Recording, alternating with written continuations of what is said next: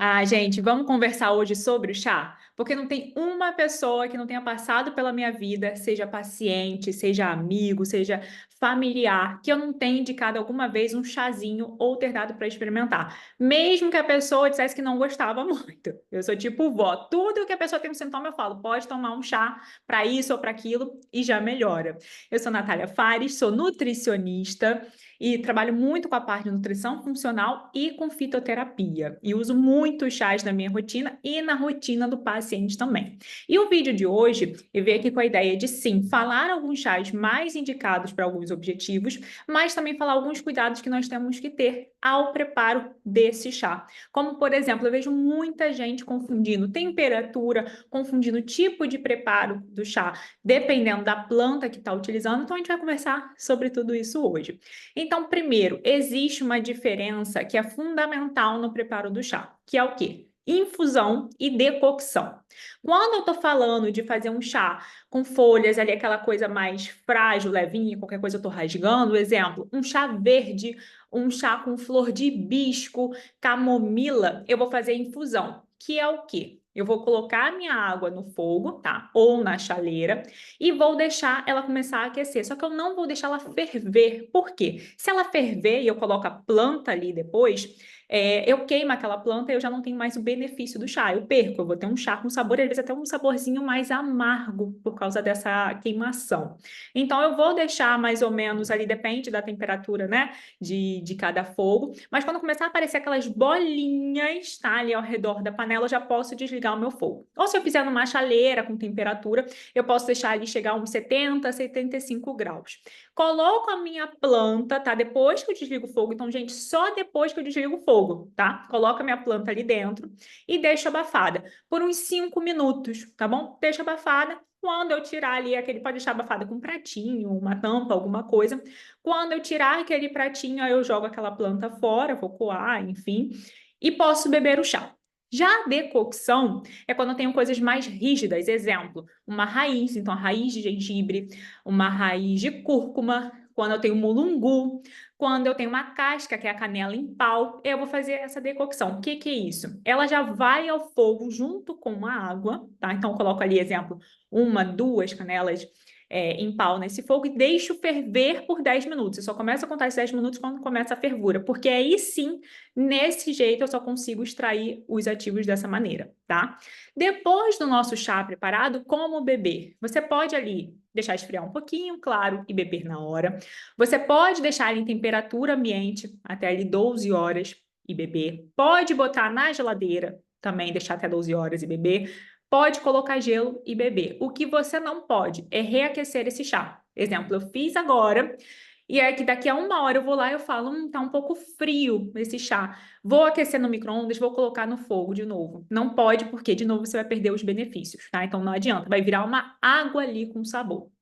Sobre outra coisa, uma polêmica, adoçar o chá. Gente, não compensa adoçar. Não é nem só a questão que você já vai estar colocando açúcar no seu dia de uma forma à toa. Mas também quando você coloca o açúcar nesse chá, o seu corpo vai dar preferência para metabolizar aquele açúcar e não aproveitar esses benefícios, tá? Tudo certo? Então, acho que sobre o preparo do chá, eu consegui esclarecer bastante dúvida aqui. Agora eu quero aproveitar para falar com vocês alguns chás que eu mais indico para algumas questões. E se eu falar aqui, né, deixar de falar alguma questão e você tiver dúvida, deixa nos comentários e eu vou colocar, tá? Quais chás seriam mais indicados para aquele sintoma. Mas vamos lá. Podemos começar com um dos chás que eu mais amo e vejo muito resultado: digestão. Não sei se é porque eu já sofri com isso lá atrás e é onde eu vi muito que o chá tinha muito poder. Então, o que que eu uso quando eu tenho sintomas de má digestão? O que que seriam esses sintomas? Ah, eu como, fico com a barriga muito estufada, eu tenho uma dorzinha na barriga, eu começo a rotar, eu tenho gases, enfim. Então, você pode usar o de gengibre, o de erva doce e o de hortelã. Então, por exemplo, para ver se vocês estão craques, o de gengibre eu faria o quê? Decocção. Hortelã e erva doce, eu já faria também a infusão, tá? Existe um outro também muito bom para digestão que se chama licorice, ou vocês também podem encontrar como alcaçuz, tá? Mas os meus três preferidos são esses primeiros. Outro chá, né? Outro sintoma que a gente pode indicar também o uso de chá. Dor articular, isso eu também gosto muito, tá? A gente pode usar alguns chás anti-inflamatórios, que são o de cúrcuma, o de gengibre e também o de canela de velho, é muito bom, tá? Já para quem sofre com endometriose, eu indicaria muito de uxi amarelo e unha de gato. Sim, são esses nomes mesmo, tá, gente? Agora, quando a gente pensa, né, uma reclamação que a gente tem muito no consultório, que é o intestino, a gente pode pensar num chá de ameixa, num chá de cáscara sagrada, e atenção para o intestino, um que acabam indicando muito, mas vocês têm que ter um cuidado, é o chá de sene, tá, gente? O chá de sene, às vezes, usado como um SOS, tá precisando muito, pode até acontecer, mas não para usar de forma constante, dias seguidos, porque ele pode machucar o seu intestino e acabar piorando, tá? Agravando o seu problema. Um outro chá que eu sei que vocês vão gostar muito, já vão correr atrás disso, que todo mundo reclama, é um chá para inchaço. Alguns que eu gosto muito. Hibisco, muito conhecido, cavalinha. Cavalinha, inclusive, para quem está começando no chá, é uma ótima opção, porque ele tem um sabor muito leve, tá? Inclusive, às vezes eu uso para misturar num outro chá que tem um sabor muito forte para dar um alívio. Então, exemplo, uma combinação que eu adoro e também é boa para o inchaço, é o chá verde. Então, você coloca chá verde e cavalinha. Como cavalinha é mais fraca, ele dá uma ajudada ali naquele sabor um pouco mais acentuado com o chá verde. Mas isso não se preocupem, conforme vocês vão gostando do chá, o paladar vai se acostumando, vocês vão gostando do chá verde, pode acreditar em mim, tá?